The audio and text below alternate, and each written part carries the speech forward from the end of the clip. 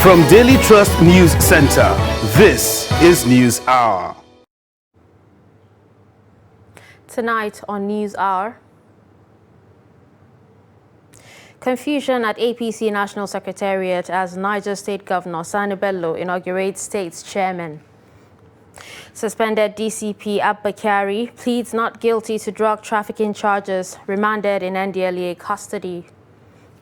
Fuel scarcity bites harder in Nasarawa State, motorists groan. And on the foreign scene, Ukraine seeks emergency order from International Court of Justice to halt hostility on its territory. Hello and welcome to News Hour on Trust TV. I'm Darshan Hussaina Usman. Now the news in detail. Niger State Governor Sani Bello resumes work at the ruling All Progressives Congress headquarters in Abuja, pending the party's national convention on March 26. His appearance at the APC Secretariat surprised many as Yobe State Governor Mai Malabuni had been presiding over the affairs of the party since the exit of Adams Oshomole 2 years ago. The Niger State Governor said his role at the party's National Secretariat has President Muhammadu Buhari's blessings. Bello then received a report of the party's zoning committee ahead of the convention, after which he inaugurated state's chairman of the party. The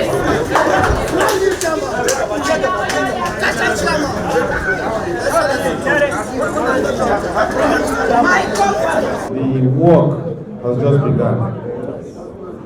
I pray and I hope that by the time you get back to your respective states, you will unite the party in your various states.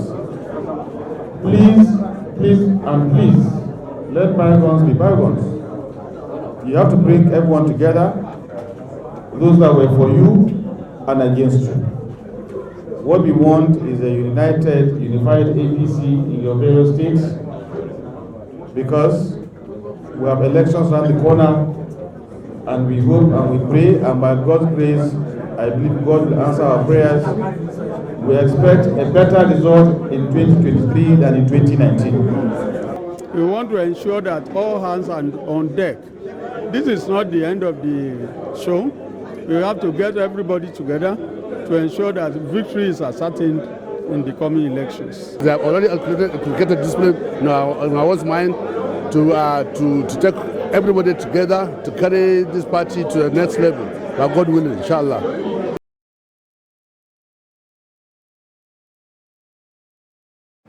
Secretary of the APC Caretaker Committee, Senator John James Akpanu-Dodehe, said Buni is on a medical trip.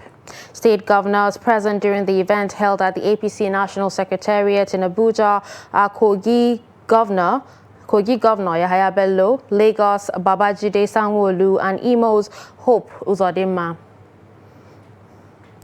A federal high court in Abuja has restrained President Muhammadu Buhari, the Attorney General of the Federation, the Independent National Electoral Commission, the Senate's National President, Speaker, and others from refusing to implement the newly passed Electoral Act as it is.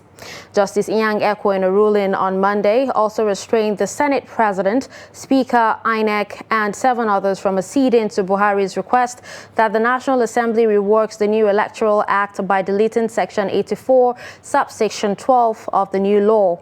The ruling follows an ex parte motion for interim injunctions filed by the People's Democratic Party. The judge said the interim orders are to subsist pending the determination of the plaintiff's motion on notice for interlocutory injunction.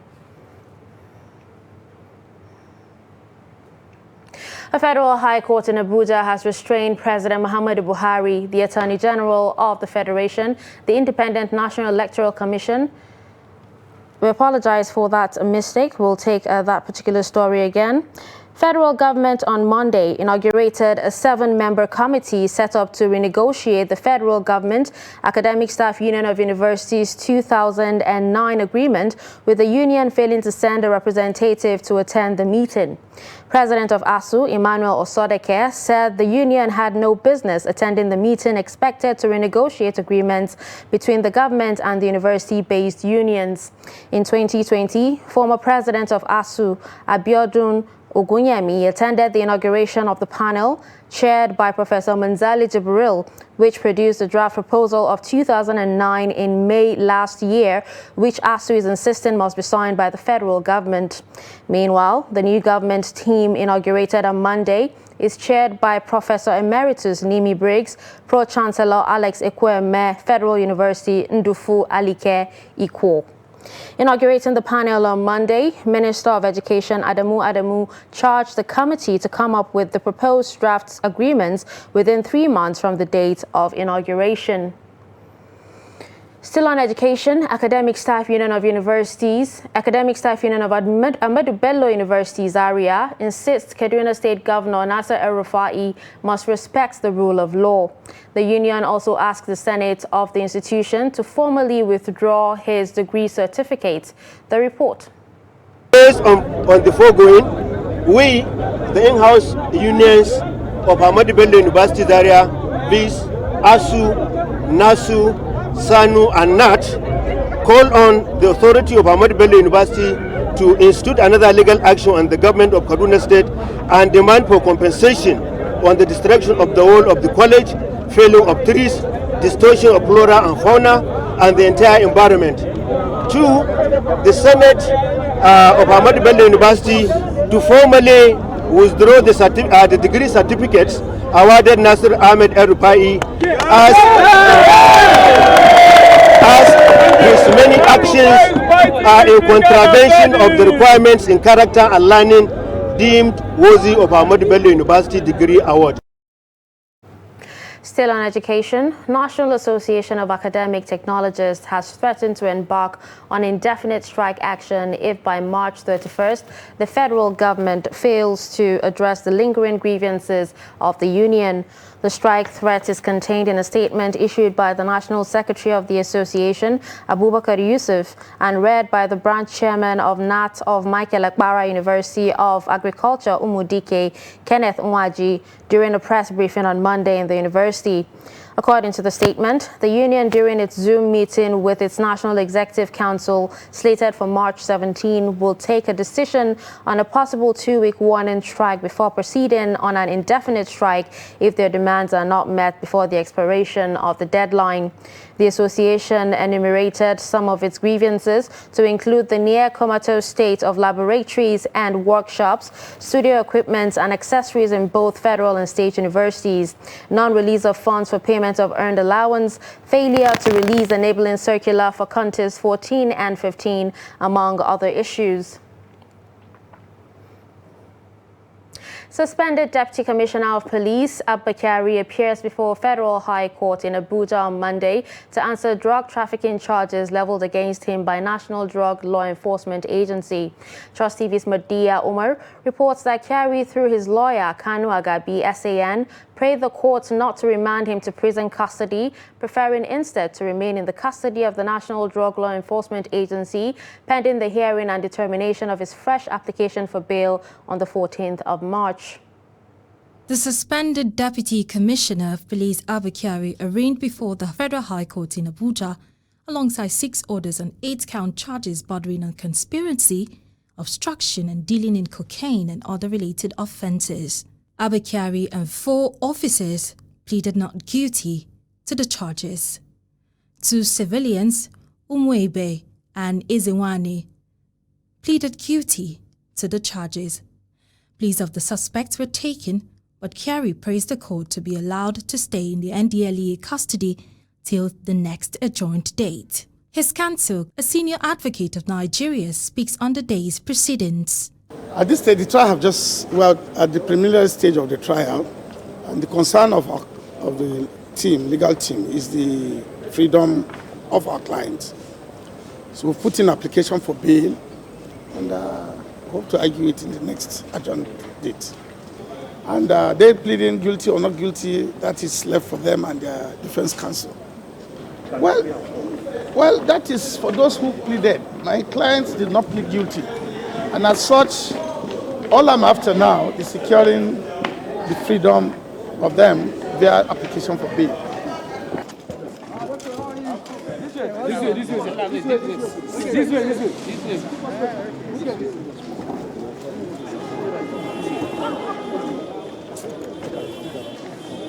This is the Federal High Court in the Federal Capital Territory, where the former Deputy Commissioner of Police Abakari was arraigned before Justice Emeka Nwite along 6 others, and they have been accused of 8 counts of drug trafficking offences.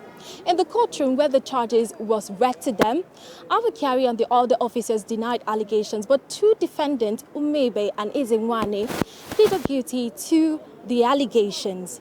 Therefore, there have been an adjournment, and that will be for the bail application of Abakari happening on the 14th of March 2022. But on the 28th of March, there will be a review of all of these cases now that 2 defendants have pleaded guilty to the charges. Martia Umar, Trust TV News, Abuja. Counsel to Yoruba Nation activist Sunday Adeyemo, fondly called Sunday Igboho, Yomi Aliyu, SAN, says the release of Igboho is to allow him attend to his health in a Beninese hospital. The council, reacting to reports that the Yoruba Nation activist has been released, explains that the authorities released Igboho to a leader of the Ilana Omo-Oduà Worldwide, Banji Akintoye, and a French language expert and deputy leader of the group, Wale Adeniran, from prison, to his medical practitioners under the agreement that he should not leave the medical center of Cotonou for any reason. Recall that the International Criminal Police Organization at the Cajahoun Airport in Cotonou, Republic of Benin, arrested Igboho on his way to Germany on Monday, July 19, 2021. He had fled Nigeria after a raid on his Soka residence in Ibadan, Oyo State, by the Department of State Services, which accused him of stockpiling arms. Fuel scarcity still lingers in Nasarawa State and is negatively affecting sources of livelihood of many residents of the state. Abubakar Abdullahi, who monitors distribution and sales of the product, reports that long fuel queues remain in almost all filling stations. His report. Taking its tolls on the residents of the state, the fuel scarcity is as a result of most of the filling stations close down their services for lack of supply or due to deliberate hoardings of the petroleum product, while residents of the state are feeling the brunt of the actions of some of the fuel dealers. In trying to buy the fuel, some commuters have to pass a night on the queue, while others, who came to the stations early in the morning, made effort to have their way into the filling station through any of the available entries. Even in the few filling stations selling the product, it is long queue of vehicles that are taking hours before either getting the product at a price above government-approved amount, and some spend hours without getting the product, ending up leaving the stations unhappy. This woman, who initially told Trust TV off camera that she was traveling to a far distance and has been on the queue for several hours but yet to get the product, said the time she wasted on the queue waiting has affected her business plan trip. The woman, when asked to be recorded, said because of the condition she found herself, she wouldn't want to be recorded talking, but call on government to take measures that will bring an end to the scarcity. In some of the stations where the product are sold, people were seen struggling to get the product either in their jerrycans or vehicles. For those who could not afford to bear the suffering of getting the fuel in filling stations, find their ways to black marketers, whom also their numbers reduces on the streets. These people are among those Trust TV camera captured trying to get the fuel in the black market. The thing is not easy with us because of the fuel scarcity and also the price. The price is too high. It's not easy for many of us now to afford to buy fuel. Almost all the fuel station is locked, and there's not how we will get the fuel. If not all these black marketers that normally help. And like even where I bought now, others are selling even 500. But the place where I am now, they are selling their own 350. I'm appealing to government to help the masses. At least let them talk so that the price will come down. So the masses will enjoy the benefit of everything. We are suffering and it's not good. Gwamnati zai ta duba. Ita ne shugaban jama'a. Kowa a karkashin ta take. Saboda ka gwamnati ta yi kokari ta tabbatar da cewa an samu sauki. Government should look into the matter. They are our leaders and they should be responsible. They also ensure that they find a solution to the problem of fuel scarcity. There is poverty, hunger, and now people have to deal with fuel scarcity. One of the black marketers also spoke. I pay to get the fuel. They sell to us at 300 naira per litre. Even at 300, those that put the fuel in jerry cans also demand for something, so I sell at 350. Attempt to hear from any of the fuel stations managers were not successful. Even one of them, who initially agreed to speak with Trust TV crew, later declined for a reason best known to him. Investigations revealed that the product, if found, prices per litre ranges from 270 naira to 300 naira in filling stations and 350 naira to 700 naira in black market, depending on the locations. Abubakar Abdullahi, Trust TV News, Lafia. You're watching News Hour on Trust TV. Coming up after the break. Oldest banana plantation still strives. Do stay with us.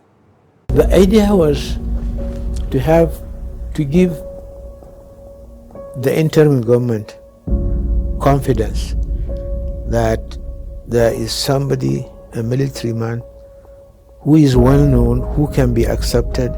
You alluded to the case of your son, Umar Farouk. Are you in touch with him? Yes, he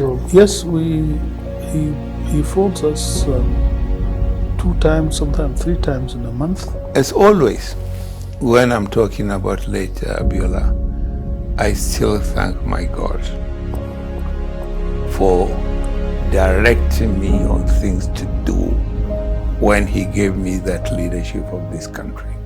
Many of you honest Fulanis, you allow this man to cast aspersion on you. You know, Zamfara is the mother of all bandits. The biggest problem, if you permit me, is the fact that we have not been able to get the totality of our citizenry. It's very, very difficult to have a fixed mind like that this one you will hand over to this person because you think he will do better. I don't see myself under no circumstance ever leaving APC for another political party.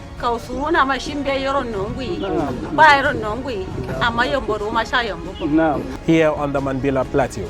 And this is where the hydroelectric power dam is supposed to be constructed. Most people in Nigeria are ignorant of the fact that employing a child as a maid is in fact against the law. Access to the textile mill has been very difficult. I believe, or I think that if you want to make money, it should be in a place where there are not plenty of people that can do what you do. From the way things are happening now, I don't think the two parties will make any impact. I've been talking about the updates concerning the campaign of Nigerian Super Eagles in Abuja. Bola Tinubu has informed President Muhammadu Buhari of his ambition to contest for the position of president. To be self-reliant, a blind man defies all odds to become a carpenter in Gombe State. The country is now experiencing a 4th wave of the COVID-19 pandemic with the emergence of the Omicron variant. Talks are ongoing between NRC management and the union.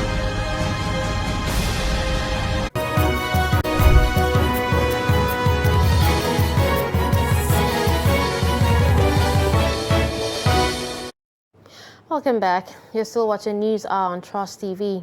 Let's take a look at some of our top stories.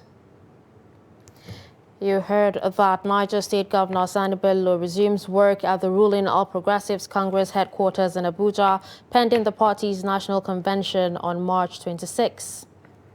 You also heard that suspended Deputy Commissioner of Police Abba Kyari appears before Federal High Court in Abuja on Monday to answer to drug trafficking charges leveled against him by NDLEA. In health, Nigeria has recorded 17 COVID-19 infections across 4 states and the Federal Capital Territory. The center stated this in its Sunday 6th March update. NCDC data showed 28 persons were discharged after they recovered from the infection, with no death, leaving the total number of fatalities at 3,142. In total, 254,657 cases have been confirmed, with 249,199 recoveries.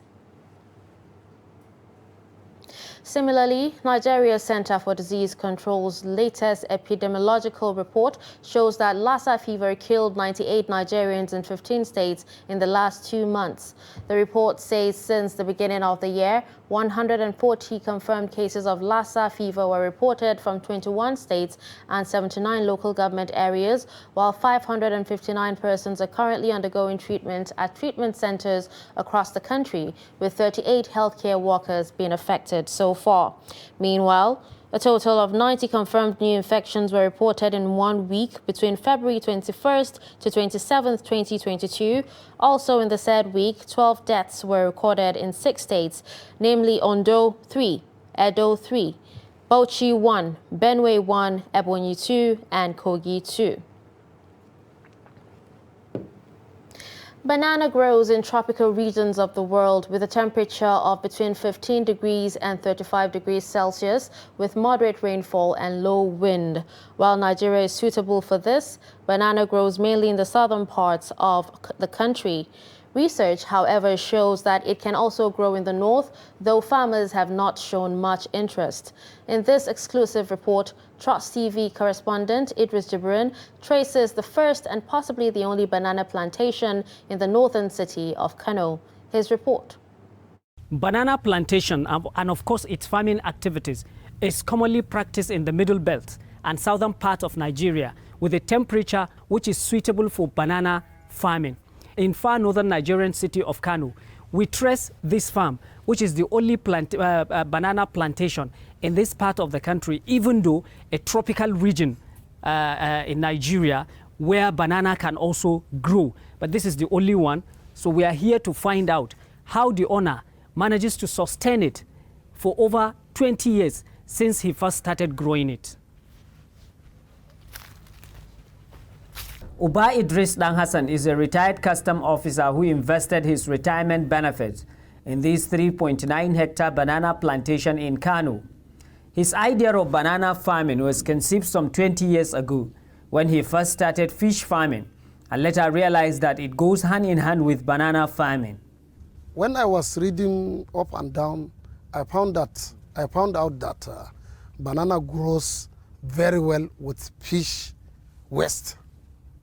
So I now have to go and look for a banana stand, just one stick of banana, and planted it by the side of my fish pond. So when the water is draining, it passes through it. So it has given me a marvelous starting. It grows in time and it grows very big. So I now have to pick a seedling by its side, plant ahead, like 5 or 6, about 6 or 5. So the water was passing through them. Then I saw that after some months, it bear very big bunch of fruits like this, which I used some for my family eating. Then the rest, I took them to the market, and I saw that the price was wonderful. So I said, now, okay, this thing can bring such money, so I have to come and expand. According to this man, growing banana is not as difficult as someone may think. But to have a yield for increased profit, the process requires good management, such as fertile land, timely irrigation and fertilizer application are the main key priorities. The banana has bear fruits now. Yeah. So the banana has bear fruits now. So what is happening after the fruiting, you will see it has started diminishing or deterring, coming from big ones to big one to big one, then small, mid, intermediate, small, then it will no longer bear viable fruits or the fruit that will grow to be eaten. So after it has started diminishing, you now prune the small ones that are not viable after like 2 or 3 fingers. You understand? Then you now cut. You use a knife and cut it. But as we are having it now, let us cut it by hand. So this is the fruit. Now this one will continue opening. When properly managed, banana farming can be a highly profitable business capable of changing someone's life for good. Okay, let's say in a week, I will send this one like 500,000, 450,000 naira to El Lemo. Okay. Then that is when the production peak starts. That is around August, September, October, and November. Because the rainfall have given much and the weather condition have given much nutrients. So then the supermarkets, usually I send almost 100,000 in three days. Every day 100,000. Every one of the 3 days 100,000. I send to various supermarkets. So if you sum up maybe 3 times in a week, making 300,000. If you put them on 400 or 500,000, you are nearer to 1 million. What is 800,000? You get it. So let's say within the period, the mass production period, this is what I realize in this farm weekly.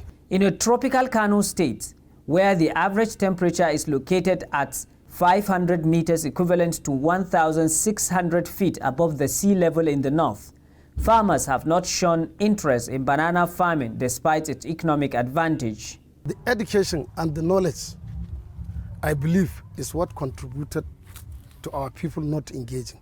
But let me tell you, with this farm around, I know more than 30 or 40 farmers, big shots of Kano, that are into banana production as at now. As I'm telling you, I now saw that people are going into it and I'm happy. So I now manage, put things together to be collecting works like a consultancy. Okay. You show me your farm, I measure it, I tell you what seedlings it will consume. Then I charge you, you pay me. Banana requires a lot of water. It requires good management to grow. And because it grows in a tropical region like Nigeria, which means that Kano is not an exception. As it grows in the middle and southern part of Nigeria, banana can also grow in Kano. But according to many farmers, education and constant knowledge on how to manage banana plantations is the problem. That is why many people are not interested in venturing into it. But with something like this, it is expected that the people of Kano State will wake up to these challenges of growing banana in this part of the country. Idris Jibrin, Trust TV News, Kano. For generations, palace trumpeters, drummers, and praise singers have been adding color and glamour to traditional institutions. They also entertain royals and visitors to the palaces in northern Nigeria. However, there are fears that the practice will come to an extinction, with some trumpeters and drummers left neglected by traditional institutions. Trust TV's Ibrahim Ismail has a chanced meeting with a trumpeter in Gombe and speaks on the reality they face. The job of these trumpeters and drummers is to entertain royal figures, the emir and his cabinet, as well as the palace guests. They often perform in various events, but most of them are not placed on any salary or allowance. They perform and get some token at the scene.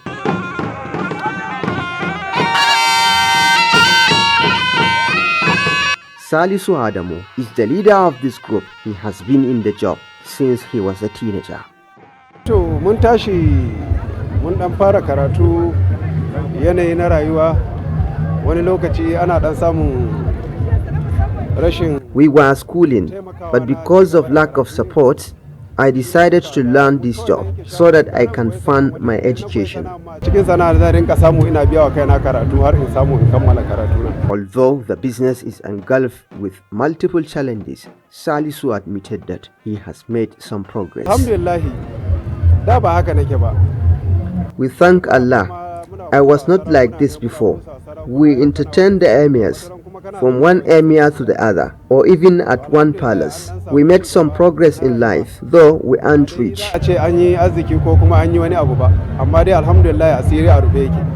Salisu is worried that the traditional trumpeters and drummers in northern Nigeria will one day come to extinction because of the way they are being treated. Kalubalen da take fuskanta shine sarakunan sun yi sakaka da mu. Bi ma'ana suna dan sake mu kaman ba mu dame su ba su damu da mu ba hakan nan. Yes, there is threat to this work. The emirs are not doing enough to take care of our needs. And at the end, our children can't do the job. One day, nobody will do the job, because we were not well catered for. Although they are doing their best, we have a lot of challenges. They should do the needful and take care of us. Maybe that will inspire others to do the work and vice versa.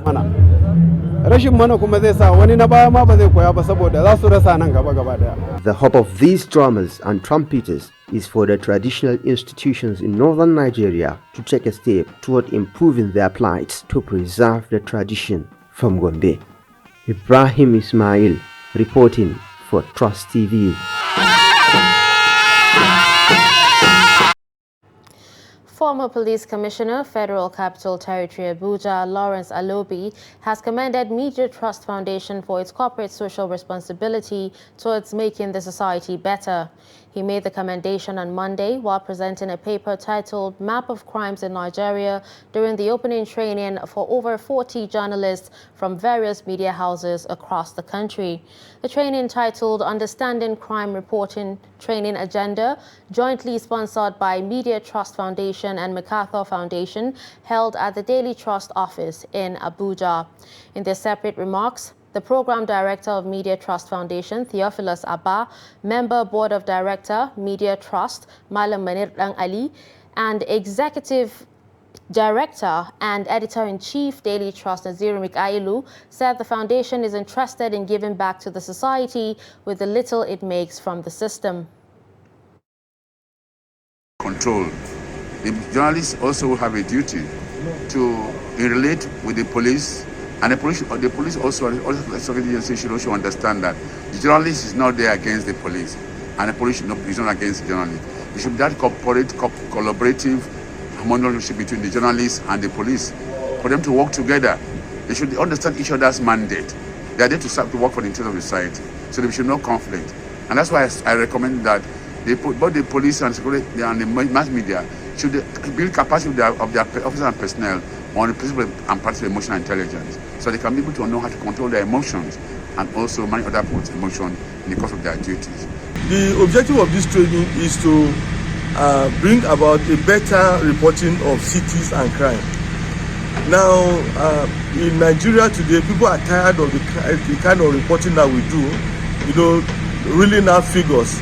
10 persons killed, 20 persons killed, and a young man beheaded, man kills wife, wife kills man.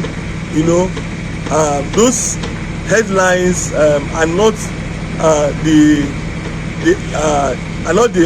maybe let me call the alpha and omega of crime reporting. There are other approaches to crime reporting. We want to see how we can humanize crime. We want to see how we can know crime trends and then predict or project what should be done and what should not be done. No story comes to life the way stories that are humanized do come to life, because it simply means you are telling the story from a human perspective. It could be from the perspective of a government official, or it could be from the perspective of a victim or a perpetrator of a crime. But the moment you humanize, you find that people can connect with it. We would like to see stories around city and crimes coming in, and I want to see the head of city and crime coming back to me to ask for more space in the newspaper or online, meaning that reporters are now filing more and more stories. But we also want to see creativity in reporting some of these stories. We want them to be reported in a multimedia format so that they can be used not only in the newspaper, but on TV and online. United Nations Information Center wants journalists to track progress of sustainable development goals in the Northeast. The center also urged journalists to join the campaign of SDGs through its stories. The report. The Sustainable Development Goals, being the successor of MDGs, was adopted in 2015 by the United Nations. Targets to combat poverty, inequality, climate change, and more. The 17 goals of the SDGs are expected to achieve its target by 2030. The media, being the watchdog of the society, will play a key role in monitoring, assessing, neutralizing fake news, and tracking of sustainable development goals through their stories.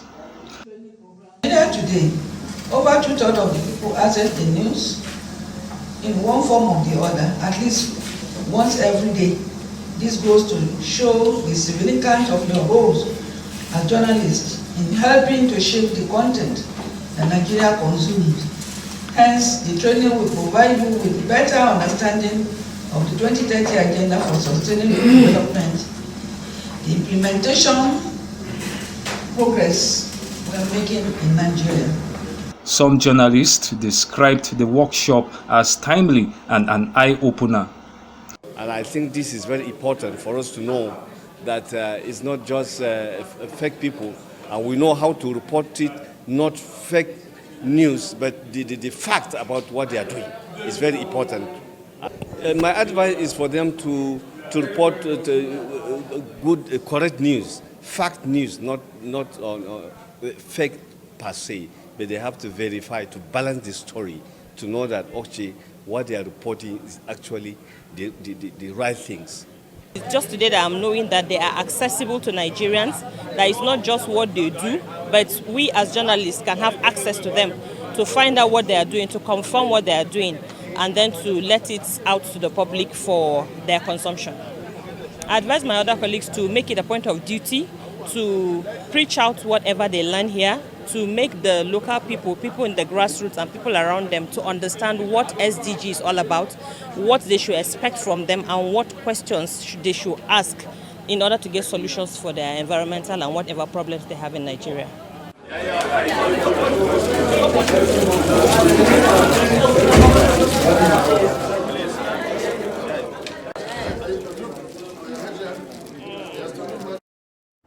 You're still watching News Hour on Trust TV. We'll be back after this break. Coronavirus disease, COVID-19, is an infectious disease caused by SARS-CoV-2 virus. Most people who fall sick with COVID-19 will experience mild to moderate symptoms and recover without special treatment. However, some will become seriously ill and require medical attention. The virus can spread from an infected person's mouth or nose in small liquid particles when they cough, sneeze, speak, sing, or breathe. These particles range from larger respiratory droplets to smaller aerosols. You can be infected by breathing in the virus if you're near someone who has COVID-19, or by touching a contaminated surface and then touching your eyes, nose, or mouth. The virus spreads more easily indoors and in crowded settings. Maintain a safe distance from others, at least 2 meters, even if they don't appear to be sick. Wear a mask in public, especially indoors or when physical distancing is not possible. Clean your hands often. Use soap and water or an alcohol-based hand sanitizer. Cover your nose and mouth with your bent elbow or a tissue when you cough or sneeze. Stay home if you feel unwell.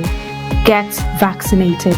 Properly fitted masks can help prevent the spread of the virus from the person wearing the mask to others. Masks alone do not protect against COVID-19 and should be combined with physical distancing and hand hygiene. Protect yourself and others around you by knowing the facts and taking appropriate precautions. Follow advice provided by your local health authority. This message is brought to you by Trust TV.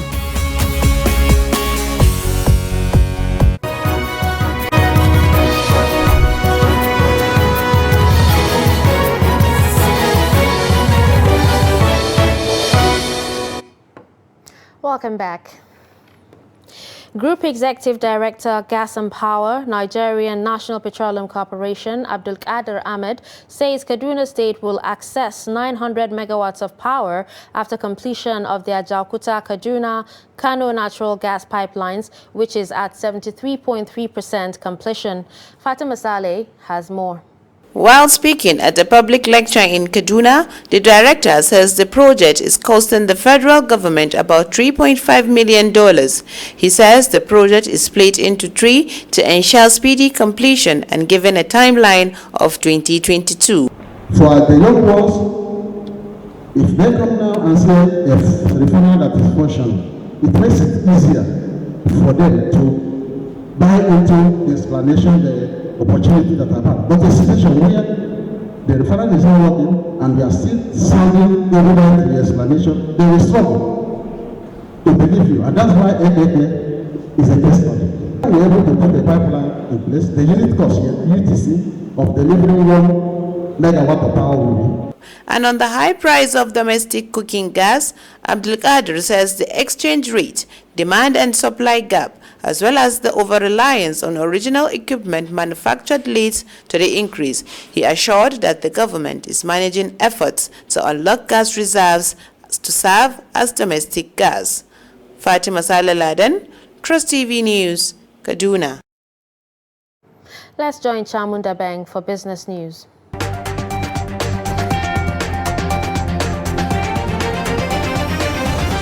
Nigeria's external reserves have fallen further by $175 million in February to $39.9 billion despite the upturn in the price of crude oil. The decline followed a boost of over $7 billion from international debt issuance and the International Monetary Fund special drawing rights allocation in the third quarter of 2021.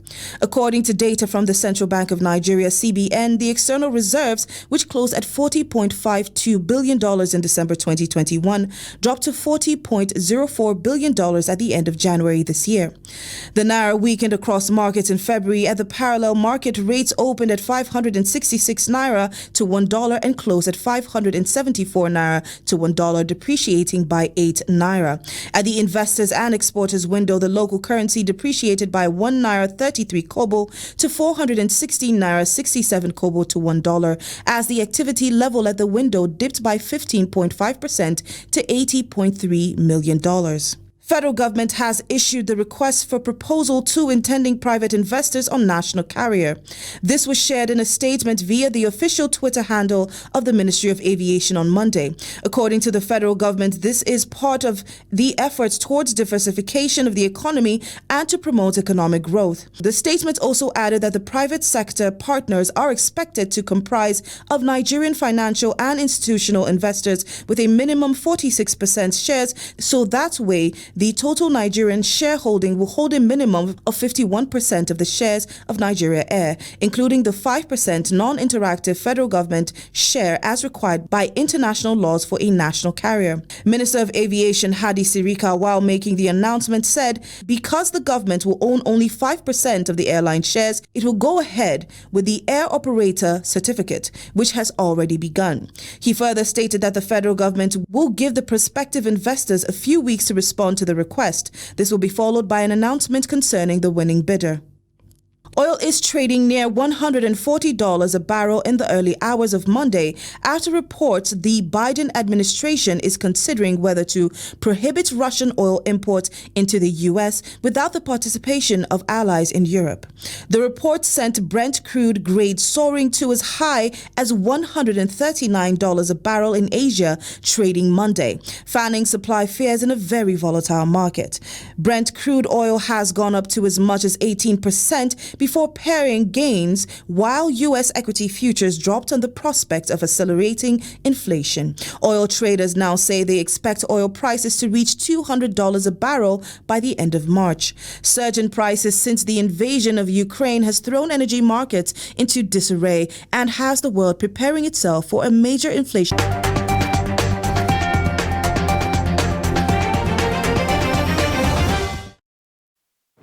We'll be back right after this break.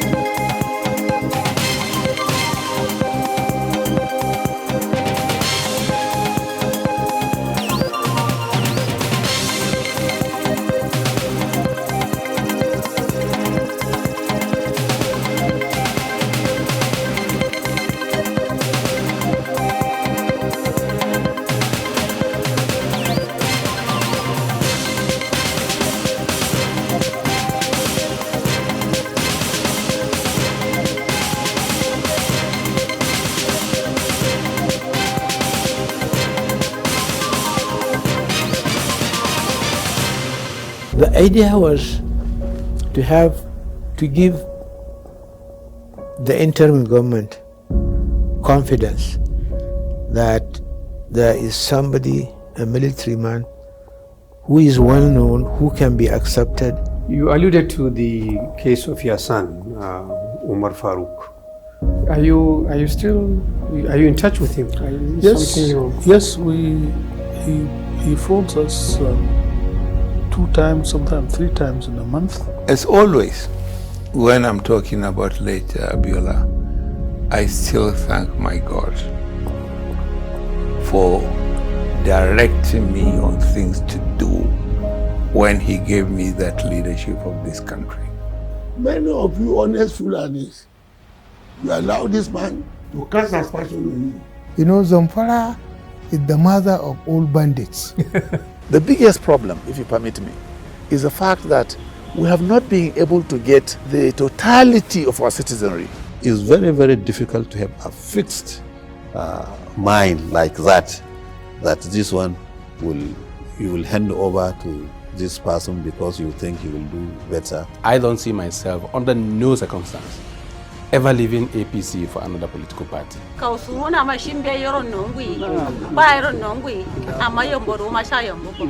here on the Mambila Plateau, and this is where the hydroelectric power dam is supposed to be constructed. Most people in Nigeria are ignorant of the fact that employing a child as a maid is in fact against the law.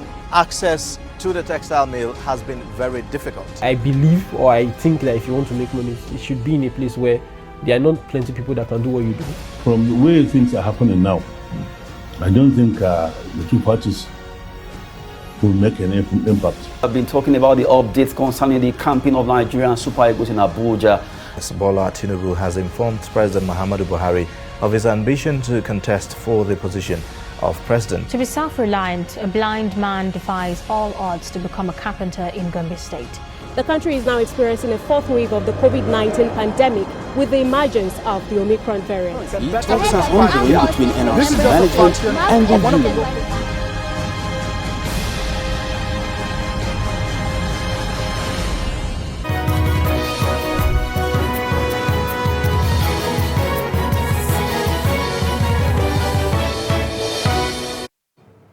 Welcome back.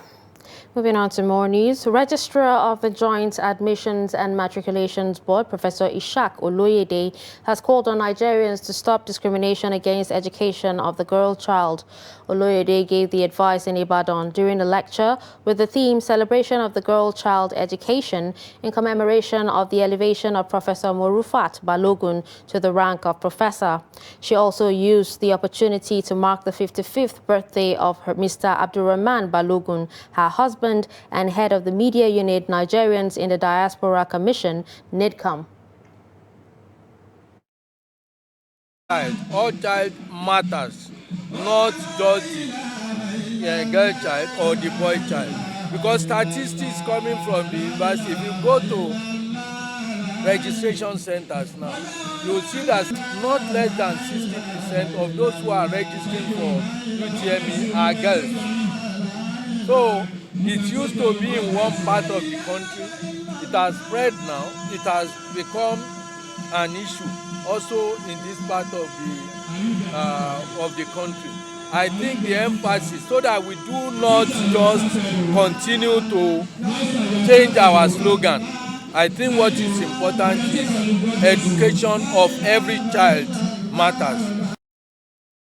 More than 800 verses of the Quran reiterated the importance of knowledge and thus education in the Quran. So that is enough a fact, okay, that there is absolutely no reason for you to not get educated, for you not to seek for knowledge based on gender. Absolutely none. So if we have people who are still preventing the girl child from getting education, that is attributed to societal norms, cultures, and way of life, not the religion of Islam. It is in this way that I announce on behalf of Gani and Kudi Olajide Foundation the beginning of an annual award of 200,000 naira only to the best MSc students in vitro biology plants. This is to commemorate the contribution of our parents, Alhaji Ganiyu and Alhaji Kudirat Olajide, to unbiased girl-child education. This has been done in collaboration with the University of Ibadan Postgraduate School, effective April 2022. On the foreign scene, Russia has boycotted hearings at the UN's highest court, during which Ukraine is seeking an emergency order to halt hostilities, arguing that Moscow has falsely applied genocide law in justifying its invasion. Hearings began at the International Court of Justice in The Hague, the Netherlands, on Monday without legal representation for Russia. The court said it regretted Russia's non-attendance. Countries have usually but not always followed the court's orders, which are legally binding. A spokesperson for the Russian embassy in the Netherlands did not reply to a request for comment. Russian President Vladimir Putin has said Russia's special military action is necessary to protect people who have been subjected to bullying and genocide. Ukraine said on Monday that Russia's claim is baseless and the alleged genocide in eastern Ukraine is non-existent. Similarly, European Union nations agreed Monday to start the lengthy process of examining membership bids submitted by Ukraine, Georgia and Moldova in the wake of Russia's invasion of its pro-Western neighbor.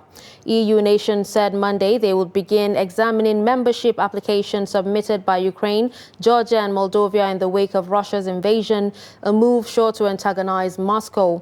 Russia has supported pro-Russian separatist forces in all three nations. Kyiv on Monday rejected a Russian offer to allow Ukrainians escape via humanitarian corridors, but only to Russia or Belarus. French President Emmanuel Macron called the offer hypocritical and criticized the cynicism exhibited by Moscow. Russia on Monday boycotted a hearing at the International Court of Justice at The Hague. More than 1.7 million people have fled Ukraine since the invasion began on February 24. Let's join Adeni Ajishafe with sports news.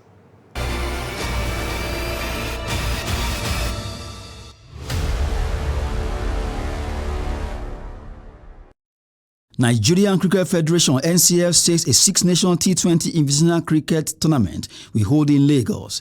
Rwanda, Ghana, Sierra Leone, the Gambia, Cameroon alongside Nigeria will compete at Tafawa Balewa Square Cricket Oval for ranking by International Cricket Council (ICC) T20 on participating teams, which will kick off March 26th and end on April 4th. 36 players have been in camp at Edo Boys High School High Performance Center, Benin City, ahead of the tournament. And in handball, Owena Kings of Akure and Benue Queens made a return to Prudent Energy Handball Premier League after emerging victorious at National Division 1 Handball Championship in Benin City, Edo State. Owena Kings scored 29-23 over Bono Spiders on final day, while Edo Dynamos and Correction Boys tied 27-27 to hand Kings Championship top place with 18 points despite having same point with Benue Buffaloes. Kings top on head-to-head rule. Buffaloes will make their debut in Premier League, beating Suleja Shooters 38-21 to finish second on the log. In the female category, Sekotorima finished top with 12 points to debut in Premier League, while Benue Queens made a return to top-tier league, coming second with 10 points. That's Sport News. I am Adeni Ajishafe.